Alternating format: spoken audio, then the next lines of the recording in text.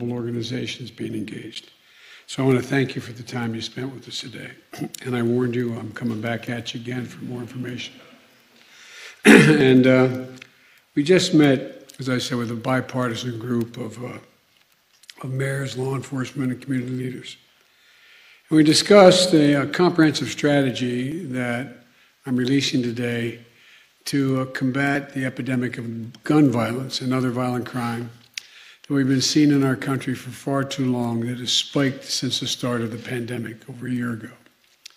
Crime historically rises during the summer, and as we emerge from this pandemic, with the country opening back up again, the traditional summer spike may even be more pronounced than it usually would be.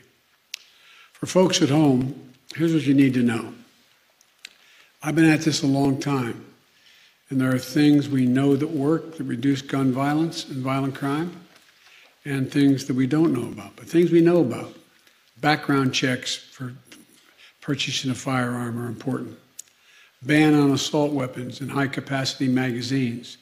No one needs to have a weapon that can fire over 30, 40, 50, even up to 100 rounds, unless you think the deer are wearing Kevlar vests or something.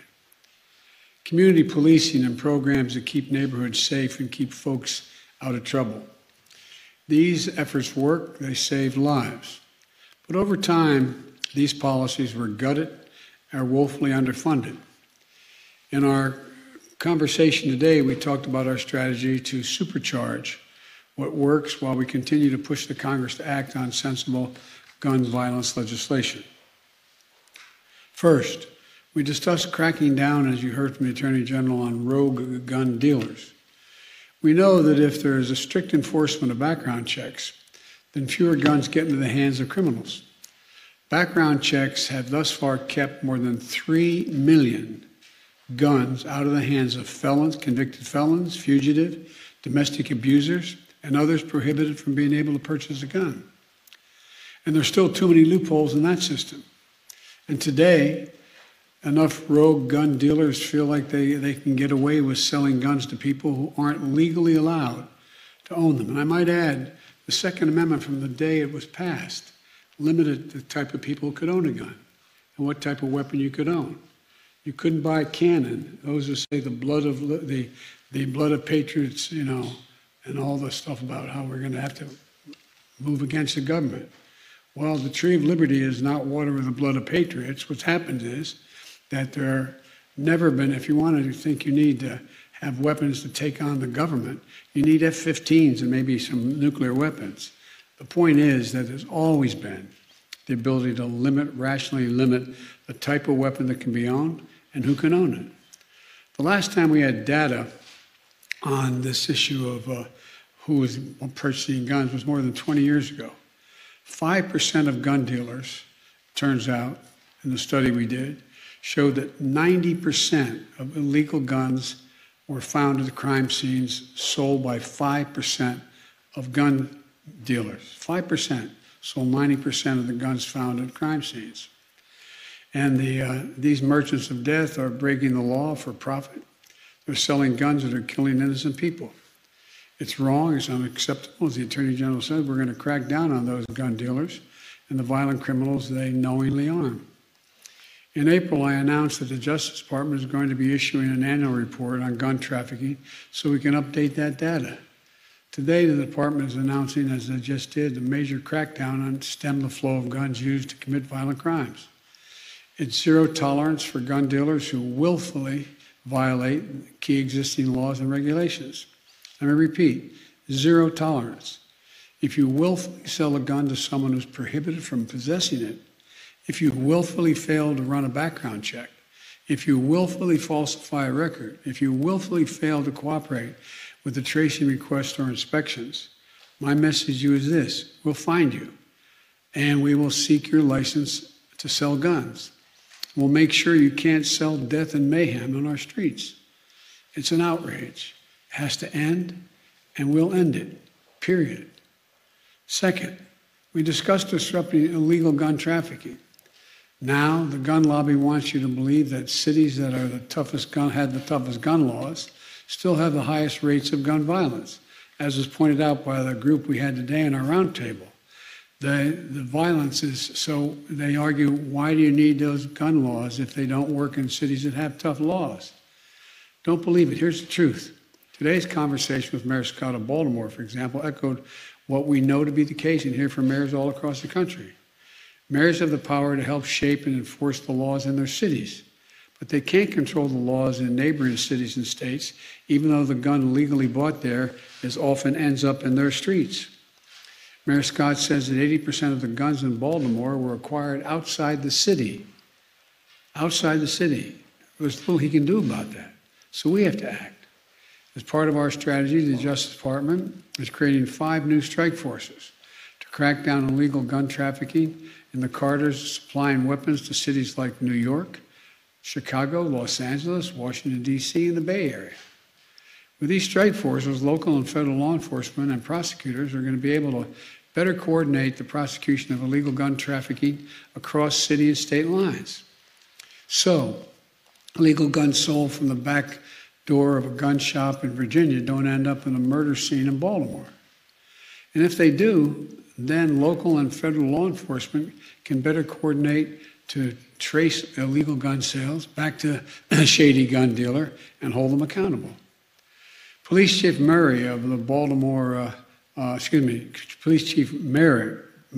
Police Chief Murphy, Paul of Baton Rouge, Louisiana, talked about how he's coordinating more closely with the Bureau of Alcohol, Tobacco, and Firearms, the ATF, and the Federal Bureau of Investigation, the FBI, to help take on criminal organizations committing violent crimes in the city. This kind of coordination is essential to keeping the weapons of war out of the hands of dangerous criminals, fugitives, and gangs, as well as organized crime. Third, we discussed historic funding for states, cities, and counties, and tribes for law enforcement and crime prevention. You know, they've not only had to fight this pandemic, they've also had to deal with economic crisis that has decimated their budgets, forced them to cut essential services, including law enforcement and social services. And amid the COVID-19 pandemic, they've had to deal with a second public health crisis, gun violence. The American Rescue Plan, which we passed in the first 100 days of my administration, is providing much needed and historic relief to bring back those law enforcement jobs and social service jobs. Much of this relief has already arrived. The rest is on its way. And we're now providing more guidance on how they can use the $350 billion nationally that the American Rescue Plan has available to help reduce crime and address the root causes. For example, cities experiencing an increase in gun violence are able to use the American Rescue Plan dollars to hire police officers needed for community policing and to pay their overtime. Mayors will also be able to buy crime-fighting technologies like gunshot detection systems to better see and stop gun violence in their communities. They can use the funding to scale up wraparound services for the residents as well, including substance abuse and mental health services that we know will make a difference in prevention of crime. Here's another example that reminds me of the old saying my mom used to use. She'd say, "An idle mind is a devil's workshop." Well, school's out for the summer. Teenagers are in tough neighborhoods. No jobs, more trouble. We know summer jobs, training, and recreation for young people work. They help make sure young people pick up a paycheck instead of a pistol. One study found in Boston Summer Jobs Program for Youth reduced violence crimes by 35% in Boston.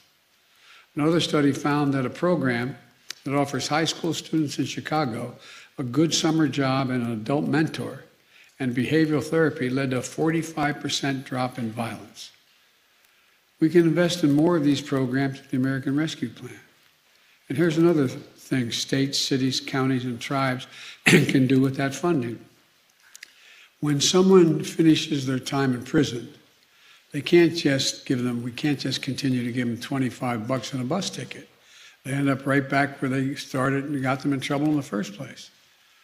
Or no option for being able to provide for access to public housing, or for schools, or for mentors to help them find their way and the stuff that prevents recidivism and helps them integrate into society.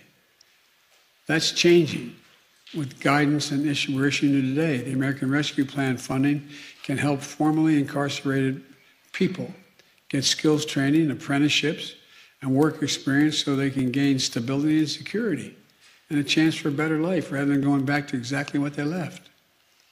Attorney General Greenwald of New Jersey and Mayor Daniela Levine Cava of Miami-Dade talked about their efforts to lift up those kinds of the kinds of community programs that reduce gun violence, keep communities safe, and make real positive difference in people's lives.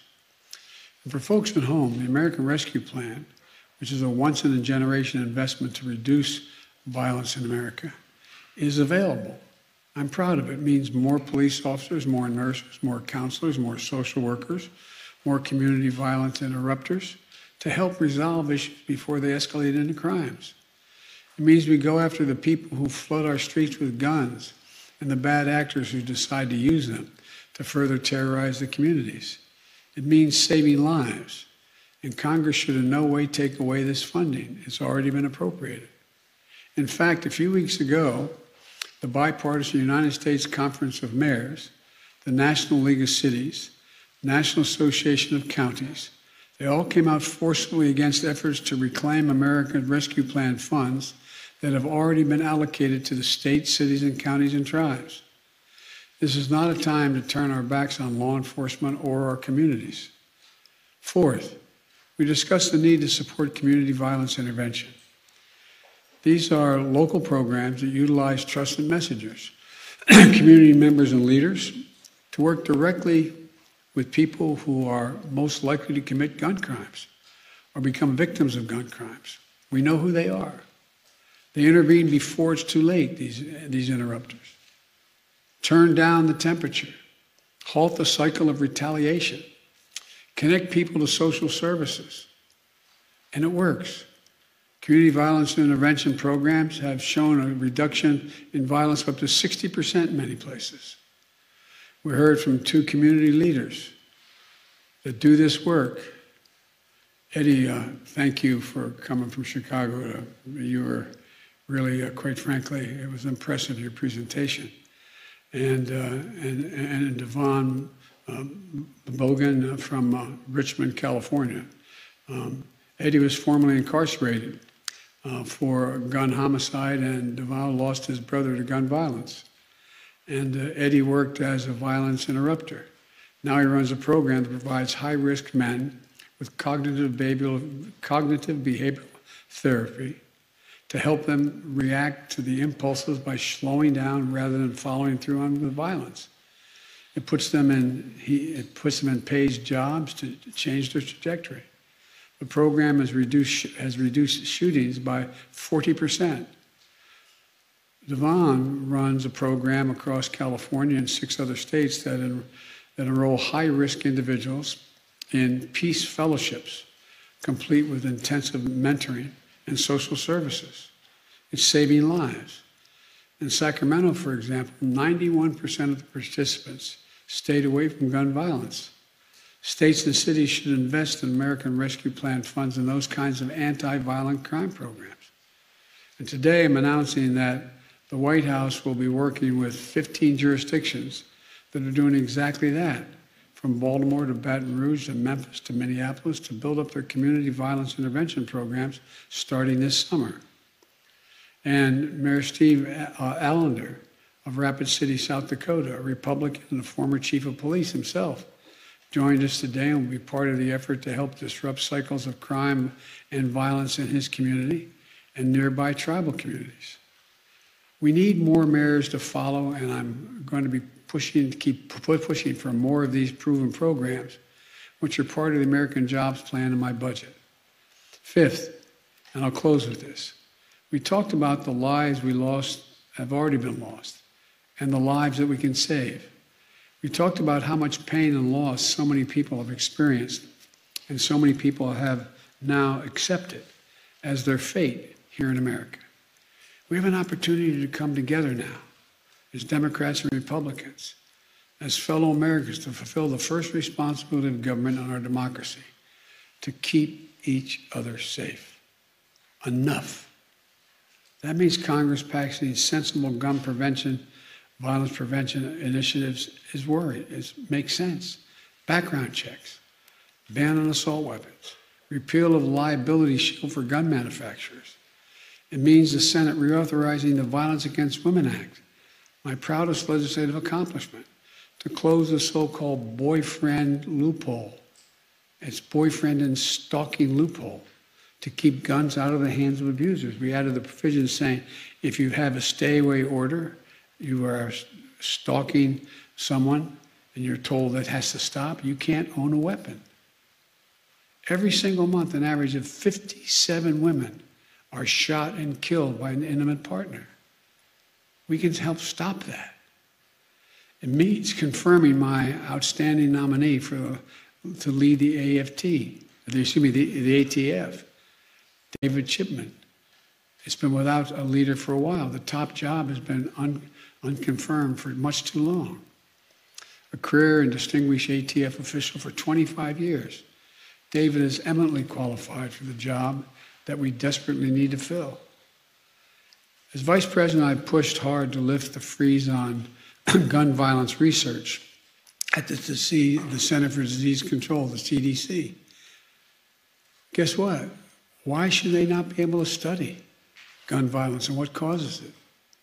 But there's been a block on it. I want to unfreeze that.